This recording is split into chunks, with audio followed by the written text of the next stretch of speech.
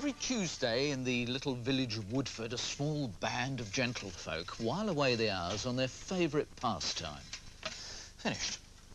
They're not fiddling with little planes like this. Nor these. Not even one of these. No, the aircraft that they've taken under their wing is this, an Avro Vulcan B Mark IIA bomber. And the chaps who lavish all the tender loving care and attention on this monster are all members of the 603 Club. These ex-British Aerospace employees, with 1,000 years of experience between them, were offered the chance to rescue and restore the White Lady in 1982. The founder member and chairman is Dougie Godfrey. It was something unique in its time because nobody had ever seen an aircraft of that size in a delta shape. And the team, along with me, was so proud of it because it's all British. Every nut, bolt and washer on it. And that's why this was fun and why we're so delighted in doing what we do. We enjoy doing what we do and doing what we enjoy. And it's made retirement very, very happy. It was at Woodford on August the 30th, 1952, that the Vulcan prototype VX770 was prepared for its maiden flight. At that time, there was a tremendous amount of feeling of urgency in the factory, and everyone was really keyed up. And it flew on the Saturday morning, and to see the thing go down the runway and lift off was a tremendous, we all felt elated.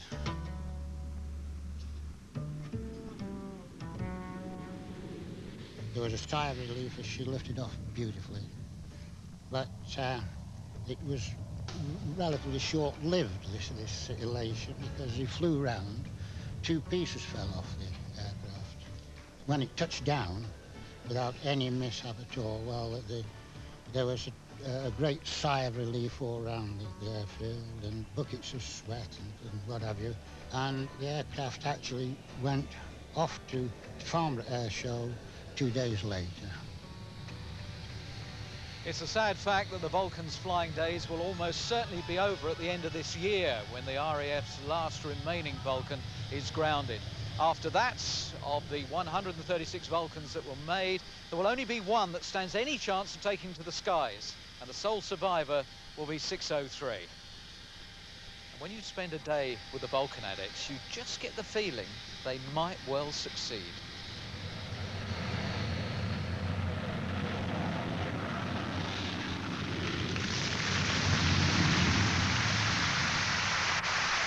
It's an amazing-looking aircraft. How much money do you need to get her flying? I would need £1 million on the table to get her in the air. Right. Your dedication, your commitment, gentlemen, is not questioned. What about your knowledge? Let's start off with you, Dougie. Here comes the Addicts 12. No peeking at this, please. Who was the original designer of the Delta Wing bomber? Roy Chadwick. You're quite right. Peter, who piloted the VX770 Vulcan prototype during its first flight in public? No, that would be Rowley Falk, the great test pilot. It was indeed. How many members are there in a Vulcan flying crew? And name them, please, Gordon. 2 pilots, air electronics officer, navigator, and radar operator. Yeah. Yep, you're quite right.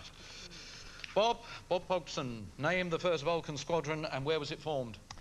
83 Squadron, Warrington, and they shared their aeroplanes with 230 OCU. I didn't know that. That wasn't on my card. Could you please, Alan, name the rocket-propelled standoff weapon designed by Avro for the Vulcan to carry? The Blue Steel. Simple as that. Very good. They've got them all right so far. Now, Harry, where are the Vulcan's 14 fuel tanks situated? There's 4 in the fuselage and there's 5 in each wing. You're right, indeed. They know their Vulcan stuff. And there's Peter Hinks. Hello, Peter. What is the wingspan of the Mark II Vulcan? 111 feet. Fascinating. Harold Good, which engine was used in the production Vulcan? Bristol Olympus. Yeah, who makes that? Bristol. Oh, all right, fine. There's Rolls-Royce on my card. No Rolls-Royce. No? No, now Rolls-Royce. But it's now Rolls-Royce. Yes. Sorry about that. Hello, George. Hello. Did the Vulcan ever fly in anger? Yes, it did. Yes, it took place in the Falklands War. Yep, at Port Stanley. At Port Stanley, yes, indeed. Alan Mansfield, what was the RAF serial number of the aircraft used? XM607. And could you please tell me, Peter, the Avro Vulcan was one of a trio of RAF bombers. Name the other 2. the Victor and the Valiant. Indeed. Finally, for a full house on this gentleman, Jimmy Burgess, the Vulcan aircraft were used to test the engines for fitting in 3 other types of aircraft. Can you please name them? Well, the first one is that wonderful Concorde aircraft. I could stand corrected on this, the Tornado and the TSR-2.